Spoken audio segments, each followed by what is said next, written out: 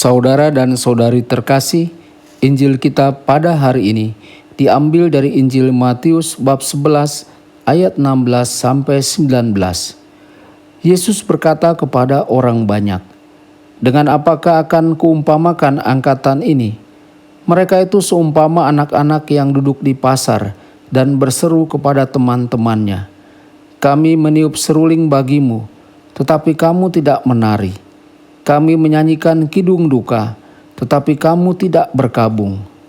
Karena Yohanes datang, ia tidak makan dan tidak minum, dan mereka berkata, 'Ia kerasukan setan.' Kemudian Anak Manusia datang, ia makan dan minum, dan mereka berkata, 'Lihatlah, ia seorang pelahap dan peminum, sahabat pemungut cukai dan orang berdosa.' Tetapi hikmat Allah dibenarkan oleh perbuatannya."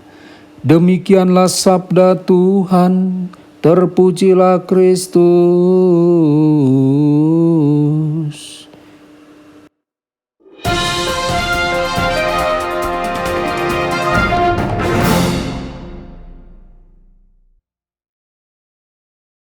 Saudara dan saudari terkasih dimanapun Anda berada, jumpa lagi dengan saya Romo Tedens dalam saluran Warta Kabar Sukacita. Semoga Anda semua dimanapun berada tetap dalam keadaan sehat dan senantiasa bahagia. Saudara dan saudari terkasih, bacaan Injil hari ini adalah tentang mendengarkan apa yang Tuhan katakan kepada kita. Bacaan Injil hari ini melanjutkan perikopa kemarin tentang Yohanes Pembaptis sebagai orang yang mempersiapkan jalan bagi Mesias, yang diakhiri dengan kata-kata, "Siapapun yang memiliki telinga haruslah mendengar." Saudara dan saudari terkasih, dalam bacaan hari ini Yesus menegur orang banyak karena mereka tidak mendengarkannya. Yesus membandingkan mereka dengan anak-anak di pasar yang mengeluh kepada teman bermain mereka, "Kami meniup seruling bagimu, tetapi kalian tidak menari. Kami menyanyikan kidung duka, tetapi kalian tidak berduka."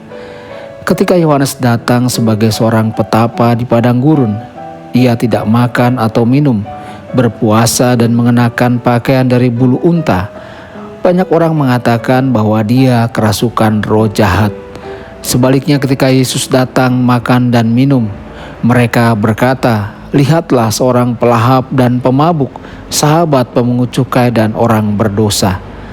Saudara dan saudari terkasih, jika kita tidak ingin mendengar apa yang Tuhan katakan kepada kita melalui para pewarta, kita dapat dengan mudah menolak kelemahan pewarta dan menolak Injil.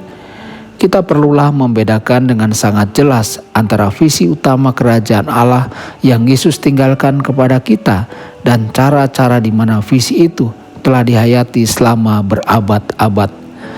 Adalah Paulus yang mengatakan sejak lama bahwa kita orang Kristen membawa pesan Injil dalam bejana tanah liat yang mudah pecah dan sering bocor. Penting bagi kita untuk menyadari bahwa Tuhan dapat berbicara kepada kita melalui media dan orang-orang yang sangat tidak terduga.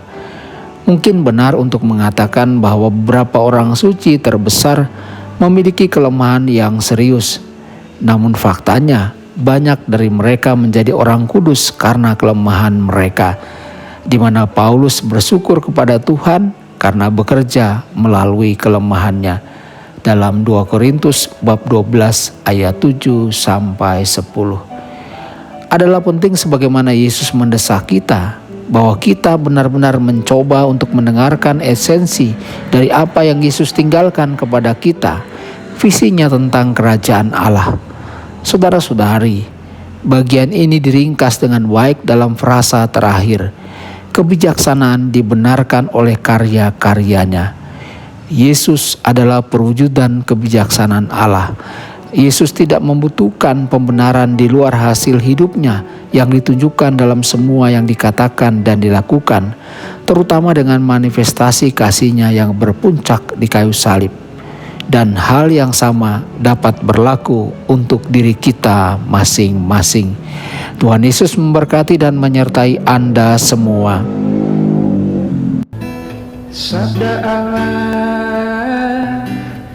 adalah kebenaran,